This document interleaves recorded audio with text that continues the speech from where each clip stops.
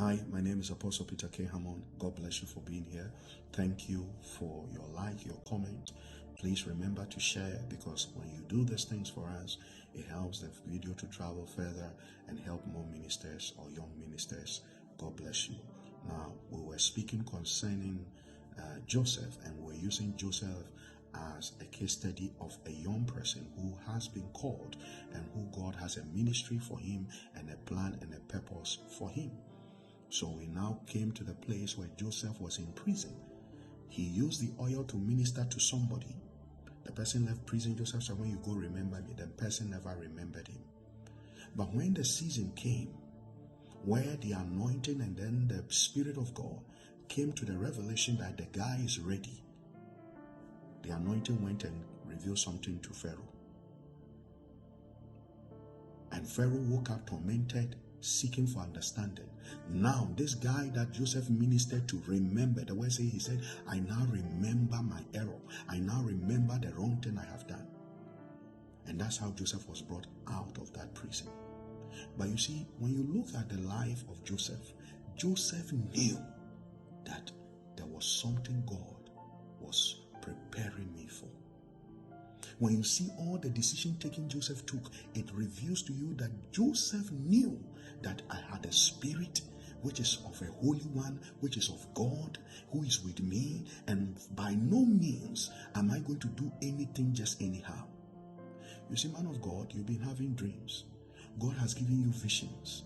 God has shown you your ministry. God showed you those things so that you will know his plan and his purpose for your life. And the purpose for those dreams is so that you will be careful with your decision taking. And this thing that I keep telling you concerning womanizing and affairs and sexual immoralities and all those things, they are one of the most powerful tools the enemy uses to abort people's calling. Just think about it. Imagine Joseph has slept with Potiphar's wife. Just imagine it. What do you think would have been the cause? What do you think would have happened? Yes. So God showed Joseph that dream. Joseph kept the dream. And that's one of the things that you must do as a minister of God. When you receive your dreams, either you record them down or you write them down. Because they are for an appointed time. They will surely come to pass. But it is for an appointed time. So Joseph was very careful with the things he did, because he knew that there was a ministry awaiting me. He knew that a day and a season is coming where that which I saw, that my brothers, my father, they were bowing to me. These things will happen regardless of what I'm going through now. I know that that vision that I received was of God, and it shall come to pass. And it is the same thing. God is showing you visions so that the visions will help you. You will treasure them. When there are tough times, go back to the vision. Look at the vision and say, this is what God showed me. Listen to what you saw. Listen to what people saw concerning you. Listen to what you dreamt, you yourself, the vision you had, the dream you had. And you treasure them. That when somebody comes and he's tempting you, or even you are being tempted, you will turn to the other side, because you can foresee what God is awaiting or what God is preparing for you. Are you following what I'm saying? Yes. So Joseph didn't give in. He didn't give in because he knew I had a ministry. There was something great awaiting me. He went through all these phases, and all was to prepare him for his ministry. Imagine when Joseph became prime minister. Imagine the number of women who will be throwing themselves at him. Hunger has come. People did not have what to eat. Imagine what would be happening.